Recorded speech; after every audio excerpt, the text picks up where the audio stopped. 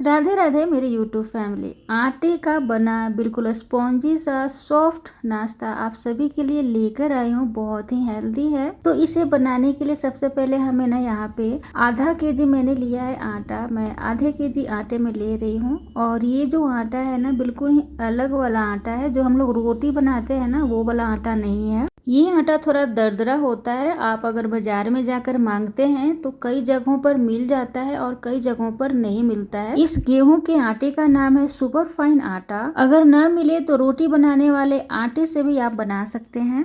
इसमें मैंने डाला है आधा चम्मच बेकिंग पाउडर, 1 चम्मच बेकिंग सोडा। दोनों अलग अलग है। दोनों को अगर मिलाकर डालते हैं तो काफ़ी सॉफ्ट बनता है।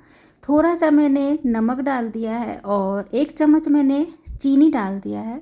इससे काफ़ी बढ़िया सा स्वाद आ जाएगा। अंदर से बिल्कुल ही फ्लेवरफुल बनेगा। अच्छी तरीके से इसे मिक्स कर देंगे।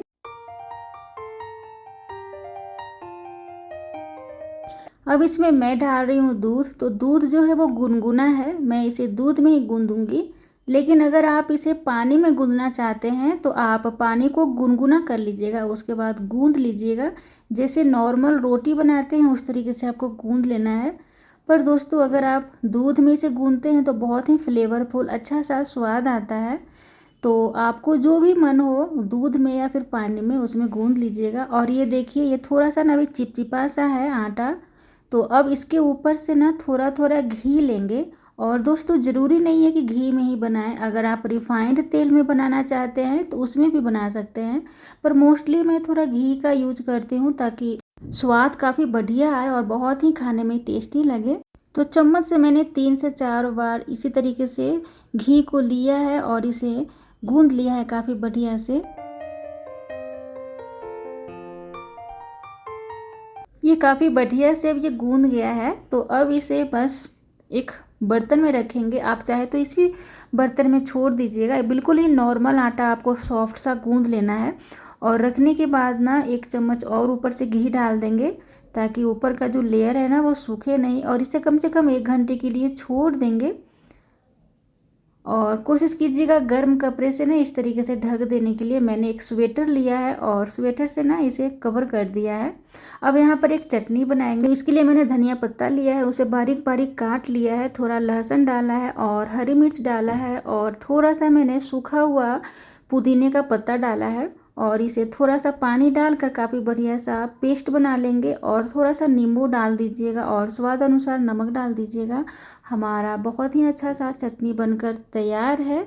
अब चटनी बन गया है। अब एक अलग सॉस का तैयारी करते हैं। तो उसके लिए हमें लेना होगा खूब सारी लहसुन की कलियां और सभी का छिलका निकाल देना है। और अब एक पैन लेना है, उसमें मैंने थोड़ा सा डाल दिया है रिफाइंड ऑयल। उसके बाद मैंने बटर डाल दिया है कम से कम 2 चम्मच। अब इसमें करीब करीब 10 कलियां लहसुन की मैंने डाल दी है और इसे धीमी धीमी आंच पर रोस्ट करेंगे, भूनेंगे। और जब अच्छी तरीके से भून जाए हमारा तब बस गैस ऑफ कर देंगे। पैन अभी काफ़ी हमारा गर्म है तो इसी अभी चलाते रहना है ताकि लहसुन जो है वो जले नहीं। और जैसे ही लहसुन ठंडा हो जाए मिक्सी जार में ट्रांसफ़र करेंगे और इसमें थोड़ा बटर डालेंगे। और थोड़ा सा मैंने डाला है चिली फ्लेक्स और ऑरिगेनो डाला है। और सभी का मात्रा आप अपने स्वाद के अनुसार घटा बढ़ा सकते हैं। ये लिक्विड काफ़ी अभी ना गाढ़ा है तो इसे थोड़ा सा जमाएंगे। उसके लिए मैंने इसे फ्रीज में रख दिया है ताकि अच्छी तरीके से ये जम जाए। 1 घंटा हो गया है और हमारा आटा भी काफ़ी बढ़िया से सॉफ्ट हो गया है। तो बस इसे ना अच्छे से इसे मिक्स करेंगे और इक्वल शेप में इसे काट लेंगे।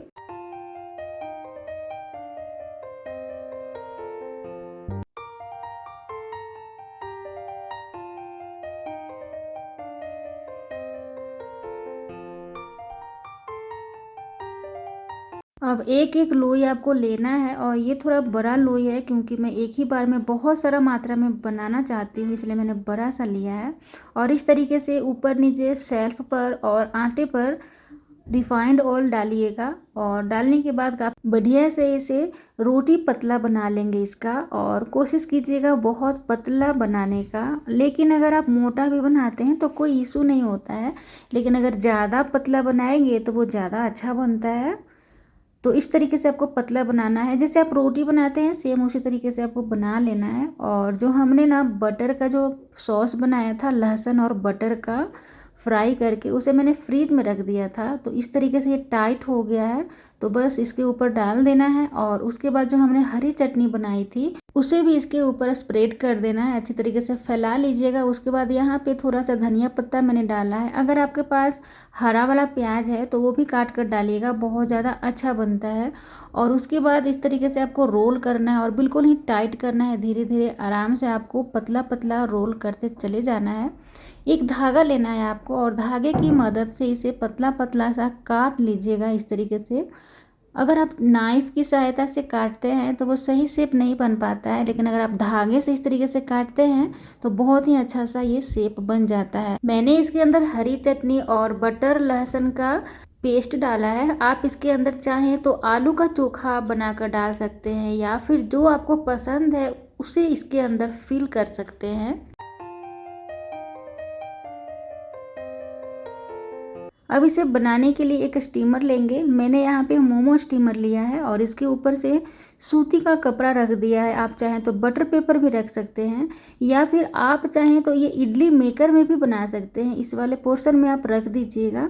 तो मैं मोमो मेकर में बना रही हूँ, तो इसमें एक एक करके आपको स्नैक्स जो है उसे रख लेना है और इस तरीके से आपको दबा देना है, क्योंकि ये अगर आप नहीं दबाते हैं तो ये पकने के बाद ऊपर की ओर बन जाता है और वो टापू जैसा बन जाएगा। तो इस तरीके से चिपकाना काफ़ी ज़रूरी है, तभी आपका अच्छा सा शेप बनेगा। और थोड़ी थोड़ी दूरी पर रखिएगा ताकि ये जब बने तो फैलता है, बनने के बाद एक दूसरे में चिपके नहीं।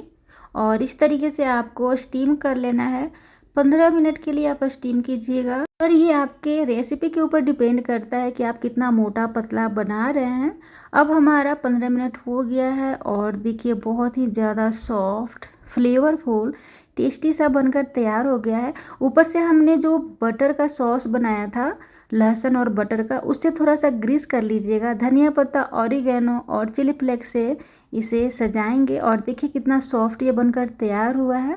यकीन मानिए दोस्तों, ये बहुत ही ज़्यादा टेस्टी फ्लेवरफुल हेल्दी स्टीम किया हुआ रेसिपी आपको बहुत ज़्यादा पसंद आएगी। एक बार मेरे कहने पर बनाकर ज़रूर ट्राई करें। वीडियो पसंद आए तो लाइक सब्सक्राइब हाइप करें। राधे राधे दोस्तों।